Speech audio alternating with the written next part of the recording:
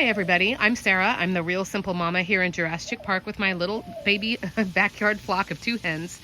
And this is going to, I want to go through and talk about how to add plants in the chicken run, but I already have a whole bunch of videos about what I did and how and what these plants are. So if you're thinking about putting plants in with your chickens or your quail or your goats or whatever you got, I'm going to give you some things to think about that's almost like the things that I wish I had done differently, and just some considerations for you, so that if you're interested, you can have a whole bunch of different kinds of plants and greenery in with your backyard chickens.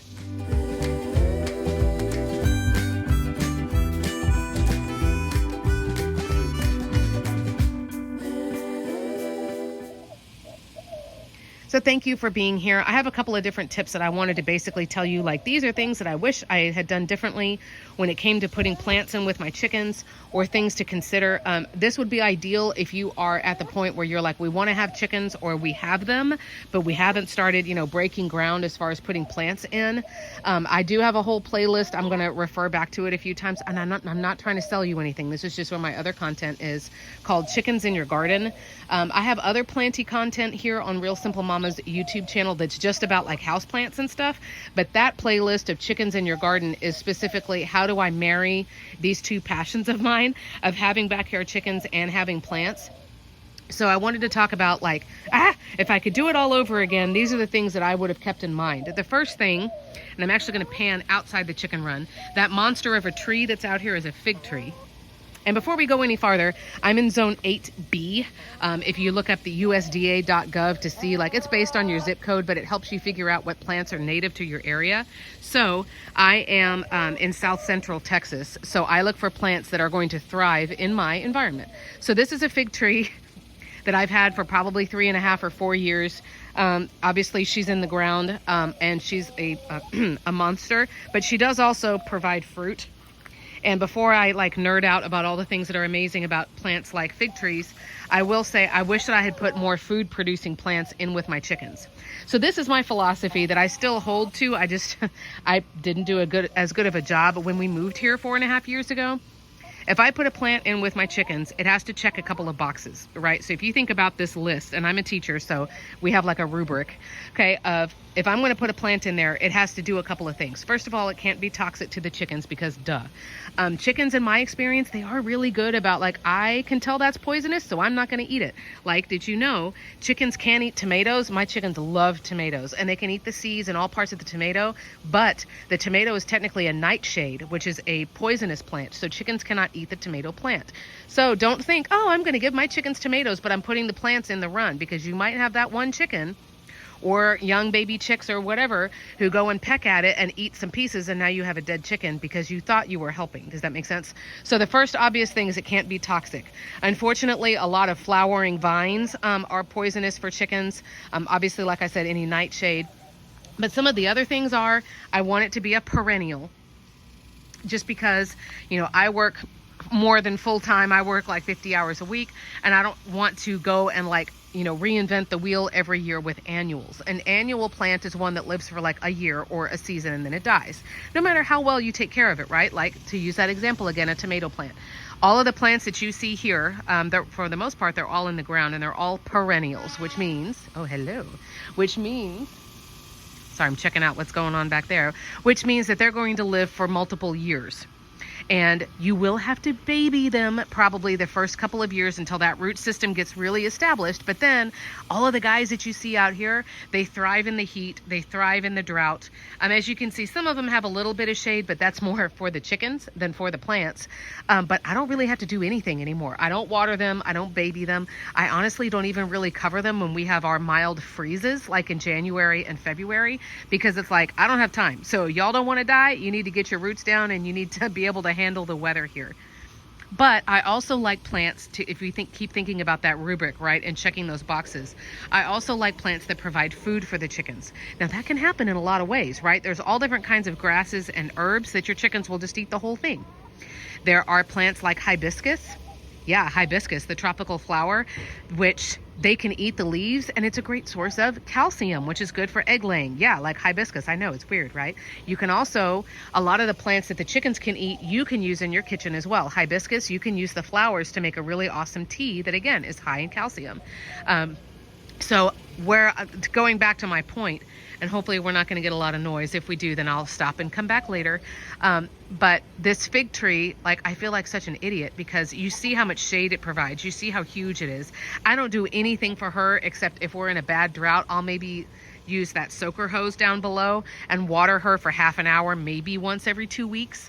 But other than that, I don't do anything. There's no way I could cover that plant for a freeze. Like, she is on her own and she comes back more prominent and glorious than ever. But why didn't I put that in with the chickens?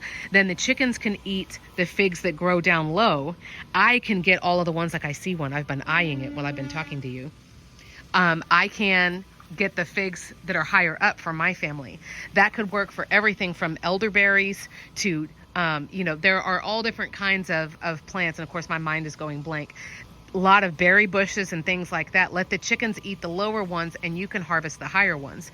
So this tree would have been amazing to put in my chicken run. So think about ones that can provide food and can provide shade, and they're perennials, because that way you're not, having to go do all of the work over again in a year. And of course, be looking for plants that are hardy in your zone as well, because otherwise they're not going to thrive if they can't handle the atmosphere and the weather where you are. Okay, and we're back. The other things that I wanted to have you consider is once you have your chicken run space, because I don't know at what point you are in your chicken tender journey, right? You may already have an established flock or whatever the case may be. But let's say you've picked out some plants, you've done a little bit of research. If you're like me, that's like Pinterest late at night and looking at lists and photos and stuff like that. You've picked some plants that you think would be good for the chickens. You're sure that they're not poisonous. You've found that they're going to be good shade providers, and they're going to, they're going to provide health benefits, or they repel bugs, or it's food for your family or whatever. And you're almost ready. Once you come out and you're ready to start mapping out what I'm going to plant and where, there's a couple more things that I want you to look at. And again, this is so you don't waste money and you don't waste time because if you're like me, digging in the ground with the chickens, and you can see I have like this rock wasteland, which is what I inherited when I bought this house. I don't want to waste hours and hours of time and find out, oh crap, I shouldn't have planted this here. The other things I want you to look at are what the shade or light or sun needs are of the plant, because that will determine, for example, there are some plants that will do really well in full shade. This, it's a toss up on if it's Purple Heart or Wandering Jew. That plant can go anywhere. Right now you can see it's in total full sun. It's growing right next to concrete, which of course gets really hot, and it don't care. It can also grow underneath a shade tree where there's almost no direct light, and it don't care. And it's safe for the chickens, and it propagates, it comes back after freezes, etc., etc. But there are a lot of these plants that you see that would not be happy being in full shade. They actually want that Texas sun. Does that make sense? So whether it's, I'm going to pan around, hold on. Whether it's, looking at this ash tree, one of the banes of my existence, and your chickens are under a shade tree like that, that's great. That's awesome. I'm so glad you have the shade. But that's going to kind of hinder some of the things that you may want to plant. And a lot of times that may be things that are, really brightly colored, or they have really pretty blooms or whatever. The other thing is, if your coop is facing a certain way, or you have a bigger coop, is it facing the west, where you're gonna if you're in my hemisphere, you're gonna have direct sun going down in the afternoon. That's where it's going to get hottest. So kind of look at the facing and the light needs of those plants, because you don't want to spend all of the time and money getting them in the ground and protecting them against your chickens, and then it drops dead because it's not planted in the right place. And the last thing, look at the eventual, I'm going to try to zoom out, the eventual ultimate size of this plant, because, and this is something I think I did a pretty good job, you don't want to plant plants really close together and then you realize that each of them were supposed to have, they're going to get like 3 feet in diameter, and now they're cramped up against each other, and either they look terrible or you have to prune them, or again, somebody dies because they're fighting for space. So look at, 3 to 5 years from now, if we look at this guy right here. This is a Silverado sage. Love, love, love, love, love this plant. Sages are super hardy. There's a billion different kinds. This one, I can't show you the blooms. It's not ready to bloom again yet.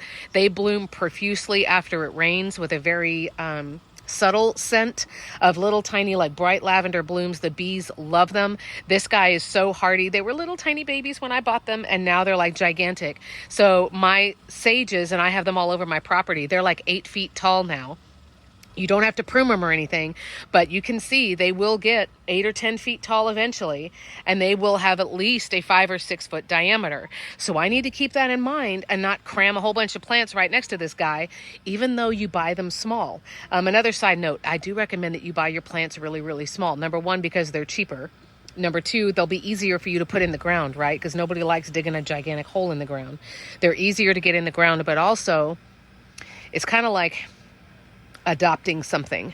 If you adopt something young, you get to kind of train it in your home, in your environment, the way you want before they may have developed bad habits or whatever. I know that's a terrible analogy, but if you buy a tree that's $500 because it's already 10 feet tall, it's been used to living in that other environment for however many years. It's harder sometimes on older plants or bigger plants, so buy them small. This redbud, on the other hand, this is I don't remember what it's called, a draping redbud or a weeping redbud. It has amazing blooms early in the spring. It is a tree, and it grows like, see if I can get around and show you. It grows like a little circus tent. So underneath, my chickens have this beautiful shady spot. And again, you can see I've got a soaker hose right there. So I run the soaker hose for like 3 minutes, and now it's nice, wet, cool mud. The worms come out. It's awesome. But this redbud, as you can see, she is a dwarf. So she's not going to get taller than 4 or 5 feet tall. And her diameter of her canopy is only like 3 or 4 square feet.